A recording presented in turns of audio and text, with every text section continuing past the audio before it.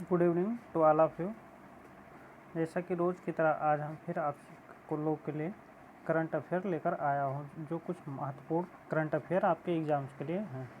तो आइए देखते हैं। आज का फर्स्ट क्वेश्चन है, वह दो अंतर्राष्ट्रीय संस्थाएं जिनके द्वारा अक्टूबर 2020 में कोविड-19 global gender response tracker launch किया गया है, वो किसके द्वारा लॉन्च किया गया है? तो यूएनडीपी और यूएन वीमेन द्वारा ये लॉन्च किया गया है। कोविड-19 ग्लोबल जेंडर रिस्पांस ट्रैकर इस नाम से एक दो संस्थाएं हैं, एक यूएनडीपी और एक यूएन वीमेन है, तो इसको लॉन्च किया गया है।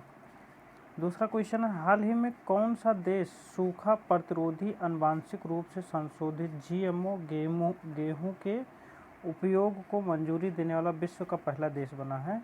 तो यह बना है अर्जेंटीना। तीसरा क्वेश्चन है, 28 अक्टूबर 2020 को दक्षिण कोरिया ने किस वर्ष तक नेट कार्बन उत्सर्जन शून्य करने का कार्बन तटस्थता पर प्राप्त करने के लिए अपने लक्ष्य की घोषणा की है? तो वर्ष 2050 तक ये दक्षिण कोरिया ने नेट कार्बन उत्सर्जन शून्य करने की घोषणा की है।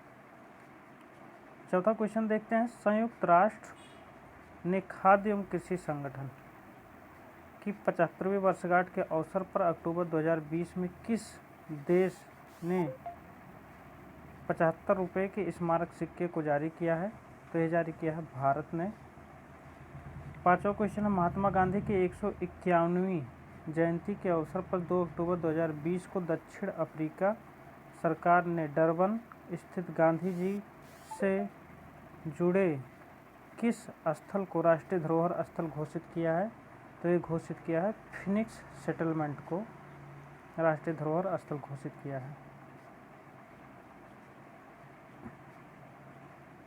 आज का छठा क्वेश्चन है, भारतीय गुड लेबोरेटरी प्रैक्टिस कार्यक्रम के योगदान को मान्यता देते हुए भारत को किस संस्था के सरकारी समूह का उपाध्यक्ष 15 अक्टूबर 2020 को नामित किया गया है?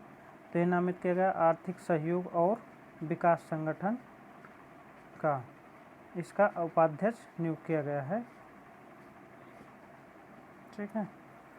सातवां क्वेश्चन देखते हैं, अमेरिका, ऑस्ट्रेलिया, कनाडा, न्यूजीलैंड और ग्रेट ब्रिटेन की सदस्यता वाला संगठन जिसका सदस्य भारत 13 अक्टूबर 2020 को बना, तो ये बना 5I का सदस्य बना है। इसके जो सदस्य हैं वो है अमेरिका, ऑस्ट्रेलिया, कनाडा, न्यूजीलैंड और ग्रेट ब्रिटेन, ये इसके 5 अस्थायी सदस्य हैं और इसी का सदस्य बना है भारत ही 5I का। फिर उसके बाद में आठवां क्वेश्चन है, 12 अक्टूबर 2020 को संपन्न वैश्विक जलवायु शिखर सम्मेलन की मेजबानी किसने की? तो एक है संयुक्त राष्ट्र और ब्रिटेन ने वैश्विक जलवायु शिखर सम्मेलन की मेजबानी की है।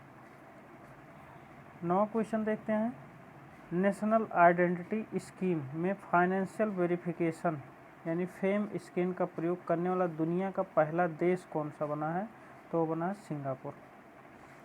10वां क्वेश्चन, वह दो देश जिनकी नौसेनाओं के बीच नवंबर 2020 में कैरेट 2020 यानी cooperation afloat readiness and training नामक युद्धाभ्यास हुआ, तो इसका नाम ये हुआ है अमेरिका और बांग्लादेश के बीच। 11वां क्वेश्चन है आज का, 5 नवंबर 2020 को पूरी दुनिया में मनाए गए विश्व सुनामी जागरूकता दिवस का इस वर्ष का केंद्रीय विषय क्या था? तो ये था सेंडई 7 कैंपेन। ये सेंडई 7 कैंपेन ये इसका विश्व सुनामी जागरूकता दिवस का मुख्य विषय था। 12वां क्वेश्चन है, भारतीय मूल की न्यूजीलैंड की राजनेता जिन्हें नवंबर 2020 में वहां की सरकार में पहली भारतीय मूल की मंत्री नियुक्त किया गया है, तो यह नियुक्त किया गया प्रियंका राधाकृष्णन जी को।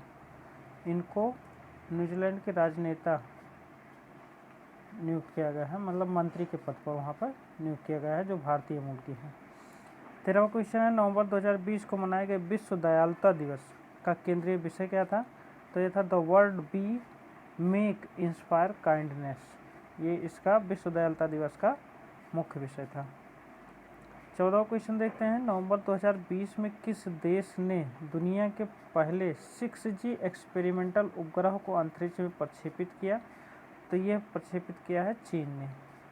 चीन ने 6G एक्सपेरिमेंटल उपग्रह को अंतरिक्ष में प्रक्षेपित किया है। 15वां क्वेश्चन है, 17 नवंबर 2020 को रूस के अध्यक्षता में वीडियो कॉन्फ्रेंसिंग के माध्यम से आयोजित 12वें ब्रिक्स शिखर सम्मेलन का केंद्रीय विषय क्या था? तो इसका केंद्रीय विषय था global stability, shared security and innovative growth. यह इस 12वें शिखर सम्मेलन का केंद्रीय विषय था। 16वां क्वेश्चन देखते हैं, नवंबर 2020 में संपन्न 37वें आसियान शिखर सम्मेलन में चीन के नेतृत्व में 15 एशिया प्रशांत देशों ने अब तक इस सबसे बड़े मुख्य व्यापार समझौते पर हस्ताक्षर किया है। तो उसका नाम क्या है जिस पर हस्ताक्षर किया है? क्षेत्रीय व्यापक आर्थिक साझेदारी यानी RCEP। इस पर 37वें आसियान शिखर सम्मेलन में हस्ताक्षर किया गया है। किसके द्वारा? 15 एशिया प्रशांत देशों के द्वारा। 17वां क्वेश्चन है, शिंजो आबे की जगह किसे जापान का नया प्रधानमंत्री चुना गया है? तो चुना गया है योशिहिरे सुगा को। इन्हें जापान का नया प्रधानमंत्री चुना गया है। 18वां क्वेश्चन है, सितंबर 2020 में भारत को आर्थिक सामाजिक परिषद के महिलाओं की स्थिति पर काम करने वाले किस निकाय का सदस्य चुना गया है? तो यह चुना गया है United nation commission on state of women, इसका सदस्य चुना गया है। 19वां क्वेश्चन है, 18 सितंबर 2020 को वैश्विक स्तर पर मनाए गए विश्व बांस दिवस की इस वर्ष की थीम क्या थी? तो ये थी बैम्बो नाव। 20वां क्वेश्चन है, 23 सितंबर 2020 को मनाए गए अंतर्राष्ट्रीय सांकेतिक भाषा दिवस का इस वर्ष का थीम क्या था? तो ये थीम था sign language are for everyone. 21वां क्वेश्चन है, 21 सितंबर 2020 को वैश्विक स्तर पर मनाए गए विश्व अल्जाइमर दिवस का इस वर्ष का विषय क्या था? तो ये इसका विषय था let us talk about dimension. ये विश्व अल्जाइमर दिवस का मुख्य विषय था। 22वां क्वेश्चन है, इटली का रोम स्थित वह इंटरनेशनल एयरपोर्ट जो सितंबर 2020 में 5 स्टार कोविड-19 रेटिंग पाने वाला दुनिया का पहला एयरपोर्ट घोषित किया गया है। तो ये घोषित किया गया फिमिसिनो एयरपोर्ट को, जो 5 स्टार कोविड-19 रेटिंग पाने वाला दुनिया का पहला एयरपोर्ट बन गया है।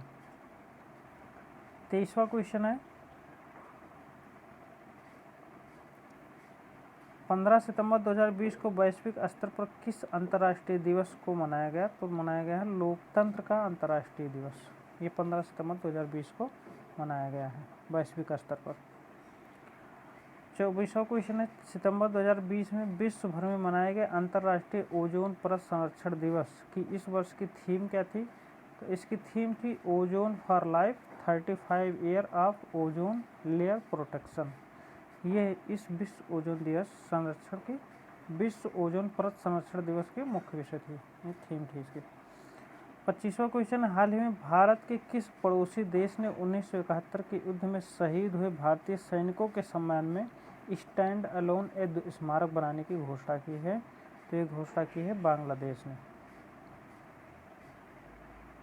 26वां क्वेश्चन और आज का अंतिम क्वेश्चन है, 8 सितंबर 2020 को वैश्विक स्तर पर मनाया गया अंतर्राष्ट्रीय साक्षरता दिवस का इस वर्ष का विषय क्या था?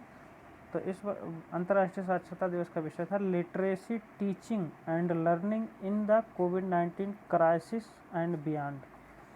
ये इसका मुख्य विषय था।